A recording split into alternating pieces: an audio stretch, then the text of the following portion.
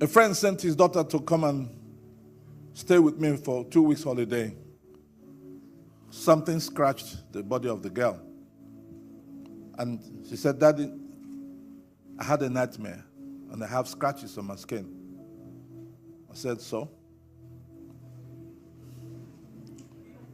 Because my mind didn't go that anybody can hurt anybody in my house. So the next thing, so I had another nightmare. They scratched this side also. So I said, everybody, all the children, come. I won't call his name because this is being aired. She said she had scratches, nightmare, 2 nights in this house, and nobody ever had it. And that is a witchcraft attack. Children, what do we do to that witch?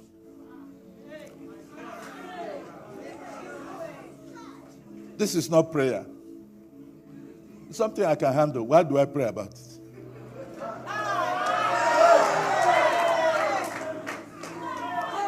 So I said, now suggest what we would do to the witch. One raised his hand. I said, yes. He said, let's command all the teeth to disappear. So that they won't bite people again. The one girl said, no. I said, okay, yeah, what do you want? He said, let's command, because if all the teeth disappear and the person closes his mouth or her mouth, we will know that all the teeth are gone. We want to do the one we will see that it has worked. We said, okay, yeah, say your own. He said, let's command all the hairs. You know, women like their hair, the way they do their hair. So, let's command all the hairs on the person's head to vanish and let the head look like television. And all of them agreed that that's the one that they want. Around 4 a.m. in the morning, a vehicle came and picked somebody from the boys' quarters. 3 days after, I was bathing. And one of them came to the bathroom. Boy, Dad, come out. I said, my friend, when did you start commanding me like that? He said, I want you to see something. I said, okay, wait, now let me clean my body. By the time I came out, he said, oh, you have missed her. I said, who is the her? He said, that auntie who lives at the boys' quarters. That beautiful auntie. She just passed. She couldn't look at me. She couldn't look at our house.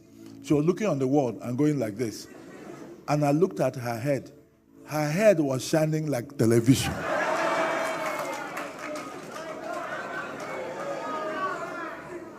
The woman packed, I don't know what it was about. There was no but then. Asked for a taxi or something and packed all her things and left the compound. That's them there. I didn't need to pray for God to deliver me from an apprentice witch. Excuse me. I was in Jamaica. They were killing people. British government chartered 3 aircrafts, offloaded the Jamaicans from the prisons and sent them to Kingston. And I arrived 2 weeks after. There was war between those criminals and the Jamaican soldiers and the police. They said the bullets, the size of the bullets of these criminals, they've never seen before. So they were winning the war. And they were killing every day. So I asked the pastor, take me to the last place where they killed, where the blood is fresh. I opened the Bible and showed them what the Bible said in Deuteronomy. And they took me down there. As soon as I arrived there, one young man came close to me with a gun. I said to me, chill. I said to him, are you talking to me?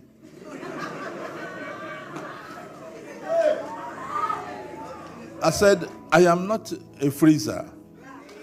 I don't chill stuff.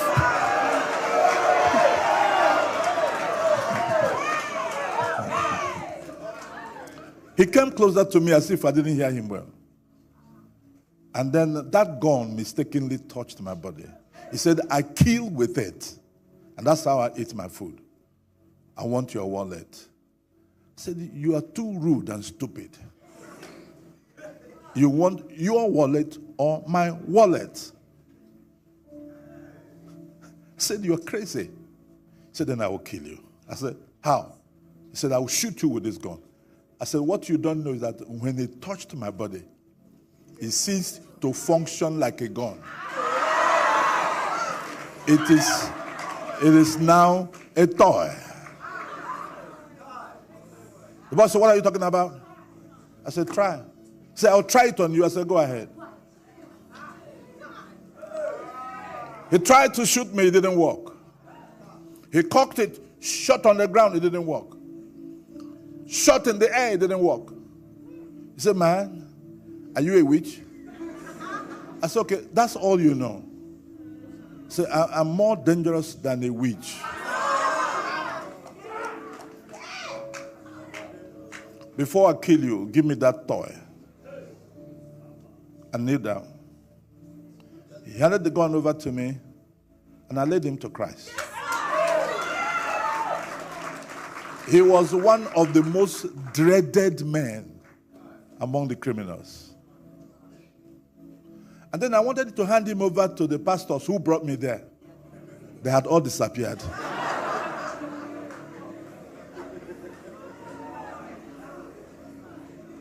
I started looking for them and saw them across the road, the other side. I was consumed by what I was doing. I didn't hear the sound of their footprints. And I shook my head. These are the men of God that run the country. I asked the young man to follow me. So I went to the men, the pastors, and gave them the gun. I said, this is a toy that I got from him. Don't give it back to him. But now show him. He's born again. He saw him when he knelt down. Show him how to grow and help him to get another job. The glory has a protective power. It has a contrary force and energy against anything evil. If they carry knife, carry gun. So be they go to juju so that when they shoot them, the gun no go work. When they cut them, it no go work. The devil, where they give them that power, was boy to my father.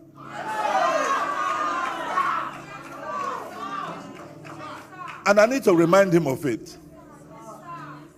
Hello, Mr. Devil. You are meeting the son of your former boss. And I am exactly like him. I am not a clone. He lives in me. For your own safety, listen to me now. And you start giving him instruction. You are the hope of this generation.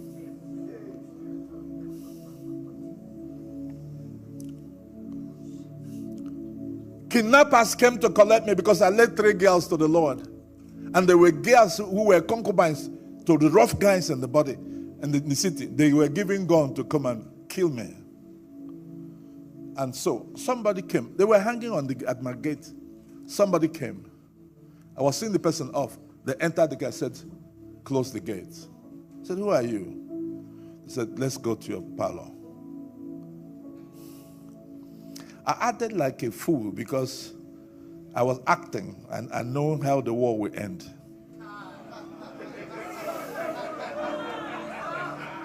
I opened the door of the parlor and entered. I said, yes, how can I help you? They pulled out instruments and asked me to say my last prayer. I said, when did you become my pastor to tell me which prayer to pray? He said, shut up! I said, oh, what I carry cannot be insulted. Don't talk to me like that. I said, look at this guy. One of them was talking, look at this guy. I said, so what are you here for? And why are you carrying weapons? He said, we want to cut you into pieces and put you in the trash. I stepped back 1, 2, and I went, start with yourselves. Coward. Axe came out. Knife came out. The gun, they were using it on themselves.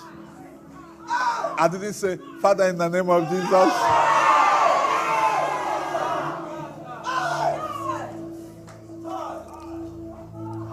Creation obeys who carries the glory.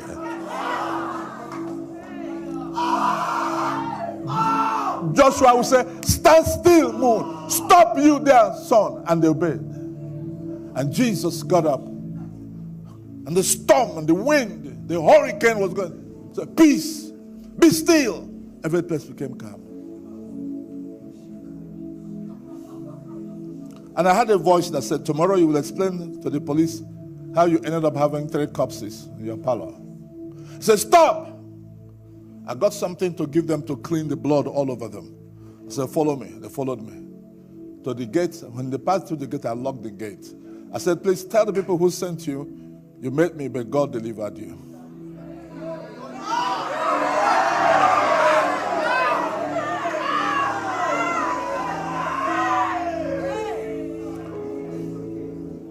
This is us, and yet you are better than us. You are the Gen Z.